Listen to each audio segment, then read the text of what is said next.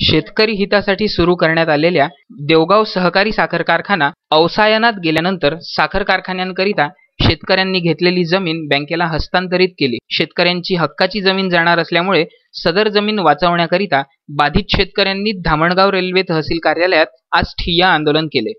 जमीन जरी शासनाच्या मालकीची असली तरी शेतकऱ्यांच्या ताब्यात असल्याने शेतकरी वाहिती करीत होते। मात्र सदर जमिनीवर पेरेपत्रकात गेली अनेक वर्षांपासून नोंद न केल्याने बाधित शेतकऱ्यांनी तहसील कार्यालयातील कर्मचाऱ्यांना धारेवर धरून दरम्यान सदर प्रकरणी जिल्हाधिकारी कार्यालयात प्रस्ताव पाठवलेला आहे। या संदर्भात मार्गदर्शन मागवण्याचे नायब तहसीलदार यांनी मान्य केलेले असून आंदोलन तुर्तास स्थगित केले असल्याचे आंदोलनकर्त्यांनी सांगितले। धामणगाव रेल्वे तालुक्यातील शेतकऱ्यांना सुजलाम सुफलाम करण्याच्या उद्देशाने तत्कालीन आमदार अण्णासाहेब देशमुख यांच्या प्रेरणेने देवगाव येथे सहकारी साखर कारखान्याची सुरुवात करण्यात आली होती। मात्र सदर कारखाना अल्पावधीतच अवसायनात निघाल्याने एका सदस्याला नोकरी मिळणार आणि शेतकऱ्यांचे जीवन सुखमय होणार या कल्पनेला हरताळ लागले। आपल्या कुटुंबातील एका सदस्याला नोकरी मिळेल या हेतूने अनेक शेतकऱ्यांनी आपली सुपीक जमीन साखर कारखान्याकरिता दिलेली होती। मात्र साखर कारखाना बंद पडल्यामुळे सदरची जमीन शासनाने ताब्यात घेऊन शेतकरी सहकारी साखर कारखान्यावर करोडो रुपयांचे कर्ज असल्याने शासनाने सदर जमीन बँकेला हस्तांतरित केली। कर्ज वसूल करण्यासंदर्भात निर्देश दिल्यामुळे बँकेने सदर जमीन ताब्यात घेतल्याचे फलक लावून शेतकऱ्यांना शेतात जाण्यापासून मज्जाव केला। सदर प्रकरणी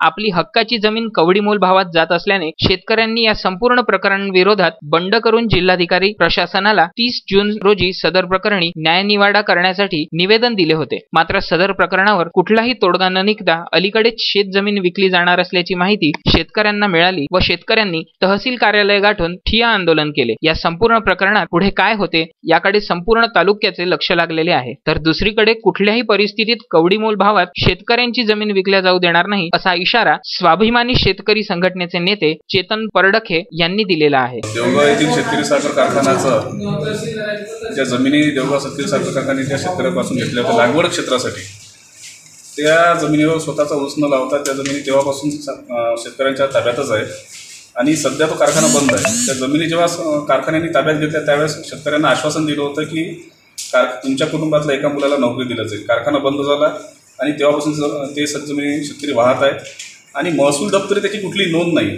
त्यासाठी मी वारंवार विनंत्या केलेल्या आहेत। मध्यंतरीच्या दरम्यान शेतकऱ्यांनी आत्महत्येची तशी एक धमकीसुद्धा दिलेली होती प्रशासनाला, तरीसुद्धा प्रशासनाने त्याची कुठली दखल घेतली नाही।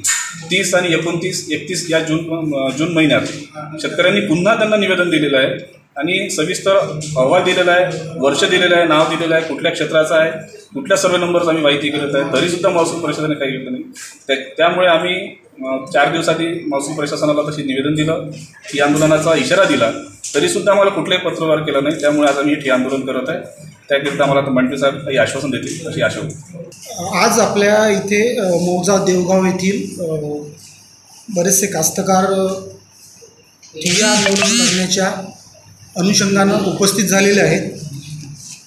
त्यांच्या मागण्या आहेत की त्यांची शेती देवगावच्या साखर कारखान्यासाठी संपादित केली होती। संपादित म्हणण्यापेक्षा माझ्या माहितीनुसार त्यांनी विक्री करून दिल्या होत्या। त्यामुळे ती शेती बरेचसे वर्ष साखर कारखान्याच्या ताब्यात होती। त्यानंतर ती शेती साखर कारखाना बंद असल्यामुळे ती शेती संबंधित कास्तकार वहिती करत आहेत आणि त्यांची मागणी आहे की संबंधित शेतीवर आम्ही वहिती करत असल्याकारणाने आमचे पेरेपत्रक त्या शेतीवर लागावे, आमच्या नावाचे पेरेपत्रक त्या शेतीवर लागावे। बोधिसत्व काळे, विदर्भ न्यूज, धामणगाव रेल्वे।